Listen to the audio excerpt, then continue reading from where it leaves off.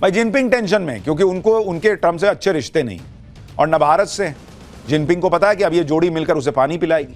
Trump तो वो नेता हैं जिन्होंने अपने पिछले कार्यकाल में ही चीन के खिलाफ ट्रेड वॉर शुरू कर दिया था। चीन से आयात होने वाले सामानों पर भारी कस्टम ड्यूटी लगा दी थी। इससे अमेरिका में चीन का सामान बिकना मुश्किल हो गया था। चुनावी अभियान में ट्रंप चीन के सामान पर 60% टैरिफ लगाने की बात ऑलरेडी कह चुके हैं, जबकि अन्य देशों पर यह टैरिफ 10% तक रहता है। चीन के नुकसान का सीधा फायदा भारत की कंपनियों को होगा। दूसरी बात, ट्रंप सत्ता में आए तो वो टेक कंपनियों और सप्लाई चेन से जुड़ी कंपनियों को चीन से दूर कर सकते हैं।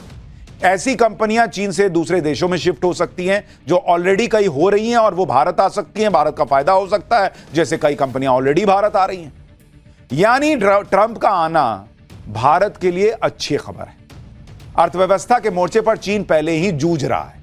ट्रंप के आने से उसकी मुसीबत और बढ़ सकती है। पूरी दुनिया में इस वक्त भारत और चीन की बात हो रही है। लोग कह रहे हैं कि क्या ही गजब हो रहा है, चीन और भारत की इतनी जबरदस्त दोस्ती कैसे होने लगी, लोग पूछ रहे हैं। चीन तो भारत की दोस्ती के लिए ऐसा बिछा जा रहा है, दोस्ती को लेकर ऐसे ऐसे बयान दे रहा है चीन, जिन्हें सुनकर ही ट्रंप का बीपी हाई हो रहा होगा। भारत और चीन की दोस्ती की सबसे बड़ी खबर तो आज आई है।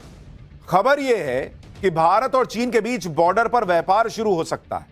एलएसी पर टेंशन के बाद यह व्यापार ठप हो गया था। अब 5 साल बाद इसके फिर से तेजी पकड़ने की संभावना है। इसके लिए भारत और चीन के बीच बातचीत चल रही है। यह खबर डोनाल्ड ट्रंप के लिए एक बहुत बड़ा झटका है, क्योंकि ट्रंप इस वक्त ट्रेड को लेकर भारत और चीन दोनों से भिड़े हुए हैं। लेकिन ट्रंप को बहुत जल्दी ही समझ में आ जाएगा कि जो खेल ट्रंप ने शुरू किया उसे भारत और चीन मिलकर खत्म करने की कोशिश कर रहे हैं।